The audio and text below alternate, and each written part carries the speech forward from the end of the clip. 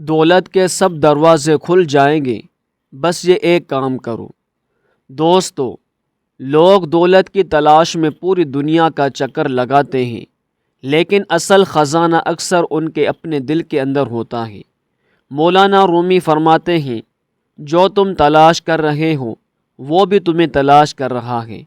اگر تم رزق، کامیابی اور سکون چاہتے ہو تو پہلے اپنے دل کو اللہ کے قریب لے جاؤ۔ رومی فرماتے ہیں، جب تم اپنے دل کی صفائی کرتے ہو تو رحمت کے دروازے خود بخود کھل جاتے ہیں۔ بہت سے لوگ صرف پیسے کو دولت سمجھتے ہیں، لیکن حقیقت میں دولت صرف مال نہیں، اچھی صحت، ذہنی سکون، نیک دوست، خوشحال گھر اور اللہ کی رضا بھی بہت بڑی دولت ہے۔ رومی فرماتے ہیں، شکر گزاری دولت کو بڑھاتی ہے اور ناشکری نعمتوں کو کم کر دیتی ہیں۔ اس لیے جو کچھ تمہارے پاس ہے اس پر اللہ کا شکر ادا کرو۔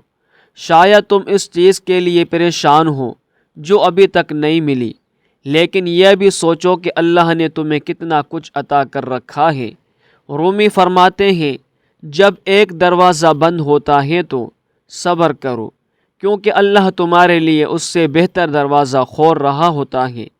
کامیابی ہمیشہ جلدی نہیں آتی، کبھی کبھی اللہ تمہیں انتظار کرواتا ہے تاکہ جب نعمت ملے تو اس کی قدر بھی ہو۔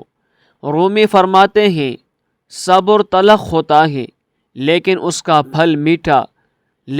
کا پھل بہت میٹھا ہوتا ہے۔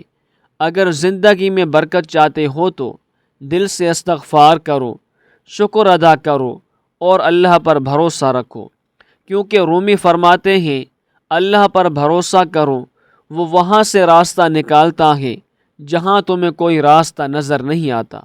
یاد رکھو، اصل دولت بینک اکاؤنٹ میں نہیں بلکہ اللہ کے ساتھ مضبوط تعلق میں ہوتی ہے۔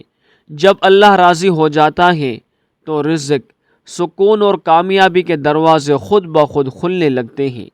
اپنے دل کو اللہ کے سپرد کر دو، پھر دیکھو زندگی کیسے بدلتی ہے۔ تو دوستو، اگر آپ بھی اللہ کی رحمت اور برکت چاہتے ہو تو آج شکر، صبر اور استغفار کو اپنی زندگی کا حصہ بنا لیں۔